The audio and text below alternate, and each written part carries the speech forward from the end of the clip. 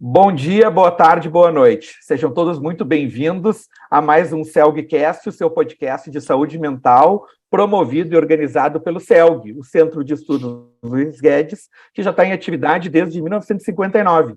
Ele reúne psiquiatras, psicólogos e outros profissionais de saúde mental que promovem diversos cursos de especialização e capacitação em saúde mental, principalmente na parte de psicoterapia. Vocês podem nos visitar no www.celg.org.br. A nossa entrevista de hoje faz parte ainda da série Vamos à Jornada do CELG 2022, que vai ocorrer agora, de 4 a 6 de agosto, em Gramado, Hotel Serrano, evento presencial para que todos nos encontremos por lá. E a temática vai ser sobre resiliência, encontros e desencontros, um tema essencial em período pandemia, crise financeira, alguns dizem crises de valores, crises políticas, enfim, uma temática direcionada para isso. O nosso assunto de hoje vai ser de uma das conferências do evento. Angústia, sensação, sentimento, sintoma e caos conceitual, que vai ocorrer na sexta-feira, na primeira metade da tarde. A gente vai entrevistar o psiquiatra Valentim Gentil Filho, que fez a graduação em psiquiatria na USP, doutorado em Londres, com diversas passagens profissionais depois no ambiente inglês, professor titular da Faculdade de Medicina da USP, focado na parte de psicofarmacologia, transtornos de humor e ansiedade, mas também alguém acostumado na gestão departamental e muito envolvido também no desenvolvimento do IPQ, como ele se apresenta hoje. Dezenas de gerações de psiquiatras, não só de São Paulo, mas de todo o Brasil, conhecem o professor Valentim através de congressos.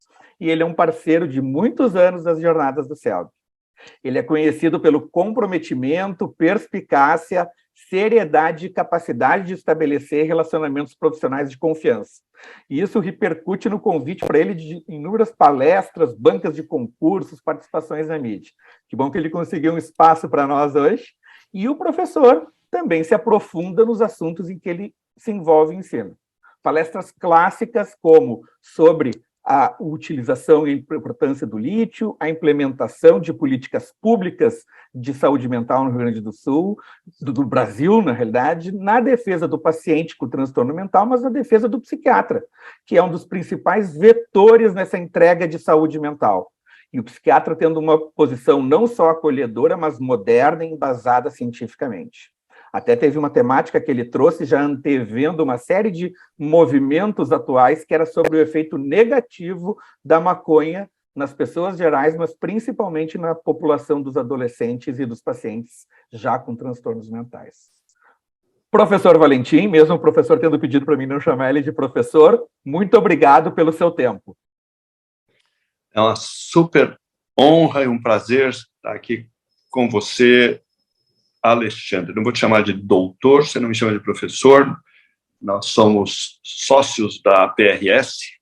Eu sou sócio honorário, é claro, não quero ter apropriação indébita. Vou falar por falar em apropriação indébita.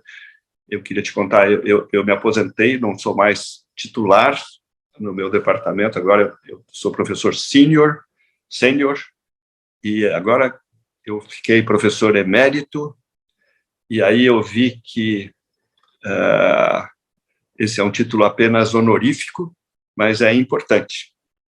Eu sou agradecido ao meu departamento por terem me dado esse título e à congregação da faculdade por ter referendado essa honra. Mas eu não posso mais falar que eu sou professor titular, senão o pessoal vai dizer que eu estou querendo ocupar espaços que não me pertencem mais. Eu estava lembrando a primeira vez que eu fui uma jornada do CELG, eu fui eu acho que eu fui há uns 40 anos atrás. E eu acho que foi em Gramado, mas eu não tenho certeza se não foi em Porto Alegre. E eu me lembro que eu levei um dos 3 volumes daquela Collected Works do Freud.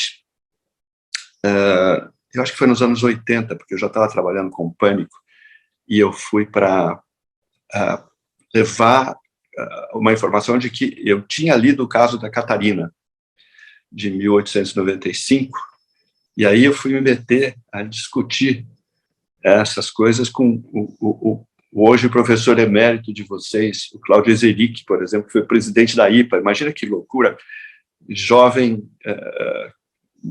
muito abusado, índio grosso, barbaridade. E desde então, as coisas que eu mais gostei, em termos de discussão de caso e coisas assim, foram as oportunidades de interagir com vocês. Então, é sempre um prazer, uma honra estar nas jornadas do CELG e estar aí no Rio Grande com vocês. Muito obrigado pelo convite, muito obrigado por essa oportunidade de contar para as pessoas qual é a coisa que está me preocupando neste momento e na mesma linha, por sinal, dessa conversa que a gente teve na época, porque na época eu estava preocupado com pânico, que era a neurose de angústia. E agora eu estou preocupado com angústia. Sabe, você passa 30, 40 anos e você volta à casa paterna, volta ao Freud, não tem muito jeito. Mesmo não sendo psicanalista. Né? Você vai falar sobre um assunto que está presente em todos, que é universal. E até esse universal não é só para o ser humano, é para os animais todos, que de uma forma ou de outra têm ansiedades, angústias e medos, né? Mas a angústia perpassa todas as gerações agora vamos voltar para os humanos, né? Das crianças aos adultos, aos idosos, e é um assunto muito presente. Está na religião, na filosofia, na poesia, no romance, na neurociência, na música, no Instagram, ela está em todos os locais, com múltiplas abordagens para aplacar essas angústias, há milênios, algumas abordagens adequadas, outras nem tão adequadas. A gente gostaria de lhe pedir que antes desse um panorama do que tu vai abordar na jornada. Então, o problema todo eu estou lendo um livro muito interessante que eu recomendo, que é do Joseph Ledoux, que já esteve aí no Rio Grande do Sul, num dos eventos do Brain, que é um psicólogo importante, que escreveu sobre o medo, sobre coisas comportamentais, e escreveu agora The Deep History of Ourselves, que é um livro bom de baixar como e-book, demora um pouco para você terminar de ler, mas precisa prestar atenção, mas é muito interessante. Uma das coisas que ele retoma e que a gente sempre pensa é que a gente não tem como saber se os animais têm ansiedade, depressão, angústia, porque isso são coisas que você só sabe conversando com as pessoas. Se as pessoas não te contarem o que elas estão sentindo, você não sabe se elas estão com ansiedade ou se elas acabaram de fazer uma corrida de 200 metros rasos. Angústia, você pode inferir por algumas, dependendo do sentido que você usa a palavra, você pode inferir pela atitude da pessoa. Por exemplo, se ela põe a mão no peito assim, eu posso supor que ela está com opressão no peito, que é uma das conotações da palavra angústia. Ou se ela está se comportando como se estivesse em pânico, você pode supor que ela está numa crise de pânico, que é uma das coisas que a gente acabou de falar, que o outro nome do transtorno do pânico é neurose de angústia, ou neurose de ansiedade. Mas o interessante é que você também não pode falar de angústia existencial se a pessoa não te contar, porque ela pode estar simplesmente parada numa crise importante de angústia existencial, ou pode estar com a mão na cabeça, com desespero, e pode ser devido, por exemplo, a uma situação de angústia de desespero existencial. Então, muito menos com animais. Com animais você não pode, segundo o pessoal que é contra o antropomorfismo, você não pode nem saber se os animais têm medo. Você pode saber que eles se comportam se esquivando de situações, e a gente infere que é medo. Mas, outra vez, as questões das emoções, elas têm um lado subjetivo que é, principalmente na ansiedade, mas nas outras todas, que é inacessível se você não tiver possibilidade de verbalizar. E nas tentativas de fazer os animais verbalizarem não deram certo. Quer dizer, por mais que alguns chimpanzés se comuniquem, eles não têm o aparato para isso. E se você estiver falando com pessoas que não usam o mesmo idioma, aí fica bem mais difícil se você não tiver um tradutor para você inferir o que é que está acontecendo. Então, uma das coisas que acontece é você dar nomes para emoções que você infere. E o problema é, quando você erra o nome, não tem problema, você está falando que a pessoa está com angústia, ela está com ansiedade, ou ela está com medo, ou ela está com desespero. Mas quando você dá o mesmo nome para coisas diferentes, aí complica mais, porque aí você atrapalha a linguagem técnica. Quer dizer, se você continua chamando de neurose de angústia, e o conceito de angústia não corresponde ao que o Freud chamou de Angst, neurose, aí complicou, porque o Freud aparentemente falou de pânico, no caso da Catarina. Mas eu tenho visto artigos na área de psicanálise, por exemplo, dizendo que o caso do pequeno Hans, com as fobias dele, foi fundamental para a elaboração do conceito de angústia em psicanálise. E aí fica complicado, porque a palavra em alemão é a mesma, Angst, para medo, para pânico, mas não existe uma palavra boa em alemão, que eu saiba, para uma crise de angústia nem existencial e nem aquela mais clássica da psicopatologia, que era com opressão, aperto no peito. E aí tem todos os problemas de quem é que faz as traduções. E o próprio Freud, segundo uma das citações de um dos trabalhos que eu andei lendo, quando esteve na França, ele usou angoisse e ansiété quase como se fossem sinônimos, e quase como se fossem boas traduções para o angst. Mas aí já estava numa fase que ele já estava, mais para 1926, que ele já estava não mais tratando angst como as crises de angst que ele escreveu em 1895. Veja que confusão. E aí, quando você tem uma situação dessas, você vai procurar saber quais são os conhecimentos médicos. E você vai para a internet, entra no PubMed e escreve em inglês anguish. E você não encontra nada. Nada. Você encontra a palavra anguish, mas nada que se refira a essas coisas que nós estamos falando. E a razão disso é que anguish caiu fora da nomenclatura psiquiátrica por volta de 1970. E eu estou traçando essa história há uns 20 anos, porque eu tenho pacientes que dizem que estão com angústia. E alguns pacientes que dizem que estão com angústia dizem que isso pode ser horrível. E eu sei que a maior parte dos pacientes, por mais grave que seja um quadro de depressão ou de ansiedade, eles não sentem aquela angústia que aquele paciente está dizendo que é horrível, que não é a angústia existencial, mas que é uma sensação de opressão no peito. E aí você vai traçar a origem desse conceito de angústia como opressão, e você vai chegar no Egito dos faraós. Aí você passa pela Grécia, passa por Roma, aí você entra nas Índias Germânicas. Isso vai acabar dando origem à angst, mas sem conotação, desde 1600, sem a conotação de aperto no peito. Eu fui aprender um pouco isso num curso que eu fiz recentemente pela APRS, do Gabriel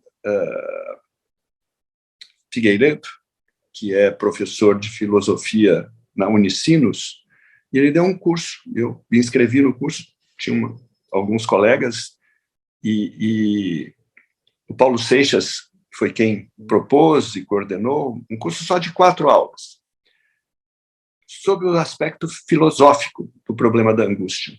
E aí ele conta essa história que passa pelo Lácio, passa pelo latim, como é que o Cícero tratava as questões. Até um certo momento era aperto no peito. Depois de um certo momento, lá por volta de 1600, o Blaise Pascal passou a equivaler angoisse à angústia existencial. E daí o corpo passou a não fazer parte do conceito de angústia. E aí, quando Freud vai falar de angústia, ele não fala de angústia, porque não tem uma palavra em alemão que seja equivalente a angoisse.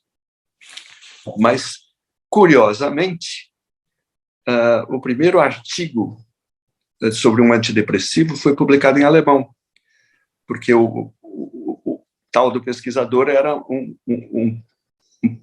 psicanalista existencial, que era suíço, e que fez um trabalho para a fabricante da imipramina, que era a Ciba-Geigy, publicou em suíço, em alemão, mas depois ele publicou em 1958 no American Journal of Psychiatry, e aí ele descreve uma coisa que era uma depressão grave, que melhorava muito com a imipramina, e na hora dele falar qual eram os sintomas, entre os sintomas ele não fala em angústia, ele não fala em anguish, ele fala sentimento de opressão no peito.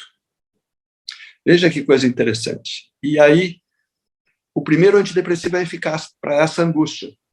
Mas hoje, se você procurar qual é o melhor tratamento, não existe, porque não existe nenhuma pesquisa, não existe nenhuma escala de avaliação, exceto uma que não é usada em ensaios clínicos, e quando você pega a Hamilton para depressão ou para ansiedade, a opressão no peito é colocada como se fosse um sintoma respiratório, ou seja, uma Babel completa.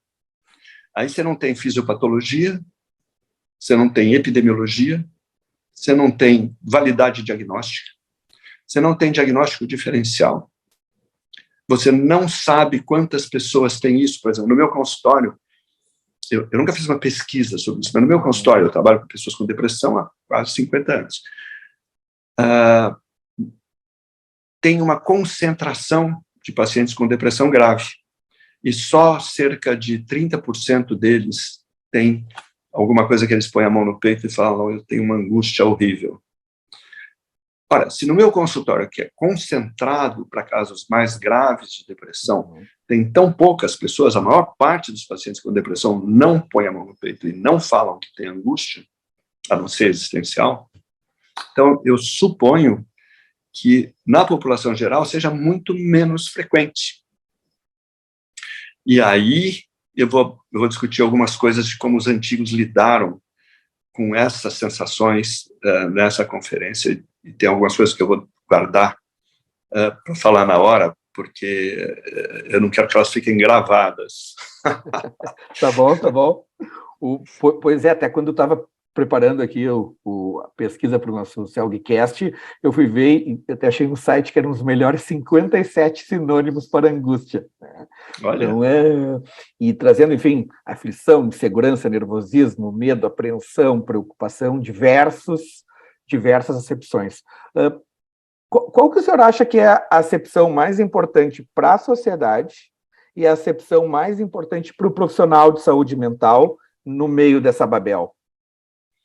Eu acho que, como provavelmente a maior parte das pessoas não sinta essa opressão no peito, para a sociedade, o mais importante conceito é o de angústia existencial mesmo. Quando você tem a dúvida entre o certo e o errado, entre o porvir, o que você tem que fazer, o que vai acontecer no futuro, quem vem depois de nós, tomar decisões, ter a liberdade e a responsabilidade de tomar decisões, como lidar com essas coisas e enfrentar essas coisas e reconhecer essas angústias é muito importante. Para o profissional, o mais importante é saber distinguir isto, que não é uma coisa patológica, pelo contrário, isso é para ser compreendido, é para ser entendido, é para ser analisado, é para ser decodificado, mas para nós, na hora de tratar, nós temos que fazer um diagnóstico diferencial dessa angústia, mesmo com a outra palavra, que é a tal da angústia com opressão no peito. E quem não sabe o que procura, não reconhece quanto encontra. Quem disse isso foi Kant, em 1600 e pouco. Então, se você não sabe o que é isso, você não identifica uma coisa que pode ser horrível e que, em alguns pacientes que eu tenho visto, está associado à vontade de morrer. E isso é uma das coisas que me faz continuar nessa área. Porque eu vejo pessoas de diferentes idades, crianças, adolescentes, jovens, adultos, idosos, com esse tipo de angústia. E você não sabe, essas pessoas não sabem o que é isso. Muitas não chamam de angústia. Quando chamam de angústia é porque alguém na família também teve e aprenderam. Porque se elas fizeram um curso de medicina ou de psicologia, atualmente, elas vão confundir com Lacan, com Freud, com Kierkegaard, com todo mundo, inclusive com os psiquiatras como Lopes Ibor, que escreveu um livro chamado Angústia Vital. E quando ele vai dar um exemplo do que é um caso de angústia vital, ele fala o mais simples é o terror noturno. E o terror noturno não é nem pânico, nem angústia. É um problema de um distúrbio da fase 3, 4 de sono, com um despertar parcial, com a ativação de todo o circuito de medo. E um pouco de desestruturação da consciência. Na angústia, com aperto no peito, você não tem medo. Você não tem as manifestações autonômicas de ansiedade. Você não tem nenhuma desestruturação da consciência. Você não fica lívido. Você não tem taquicardia, mão fria, tremor, nada. Você não entra em pânico por causa de angústia, com opressão no peito. E quem não tem isso, precisa aprender o que é isso. Porque eu dou um exemplo de um cara que nunca teve isso. Eu aprendi isso quando eu fiz residência, o que era. Eu nunca senti. Eu tive todas as chances do mundo para sentir isso. Angústia existencial, eu sei muito bem o que é. Ataque de pânico, eu sei muito bem, eu já tive ataque de pânico em laboratório. Ansiedade, com a mão gelada, coisa assim. Muito bem. Medo, muito bem. Angústia com a mão no peito não faz parte da minha história. Nem uma vez na vida. E eu tenho pessoas à minha volta, algumas têm, outras não têm. E aí tem um segredinho que eu vou contar para vocês, que eu ando descobrindo algumas hipóteses nos últimos tempos a respeito disso. Mas o senhor vai falar isso, o senhor vai falar lá na jornada, né? O segredo. Nós estamos quase finalizando a nossa conversa, e porque lá o senhor vai ter um espaço, enfim, de 1 hora para poder ter diversos dobramentos, mas tentando me colocar no local de um residente, de psiquiatria do 1º ou do 2º ano, que ele ouve a expressão angústia, talvez ele vá associar direto com ansiedade. O que o senhor sugeriria para ele, né, tanto para curto prazo, quanto para médio prazo, para depois ele se capacitar, enfim, e ver essas múltiplas trajetórias dessas sensações e sentimentos nossos? Eu acho que a psiquiatria tem essa característica de que você tem que aprender a arte com um tutor, com um supervisor, com um instrutor, o nome que você quiser dar, com um professor. Você tem que ser levado pela mão para reconhecer as coisas. O coitado do residente, e todos nós passamos por isso, quando pega um livro de psicopatologia em alemão, que foi mal traduzido para espanhol ou para português. E o exemplo clássico é o Psicopatologia Clínica do Kurt Schneider. Uma das razões de eu ir para a Inglaterra não era porque eu queria fazer as pesquisas que eu acabei fazendo para fazer o meu doutorado, é porque eu queria aprender com alguém que soubesse me dizer o que de fato o Kurt Schneider quis dizer com os sintomas de primeira ordem. É impossível você aprender isso se você não falar com alguém que aprendeu o que significa isso. Eu demorei para achar um cara e depois eu fiz um curso para poder saber o que é que queria dizer cada uma dessas coisas. Então, você não pode ser autodidata nessas coisas.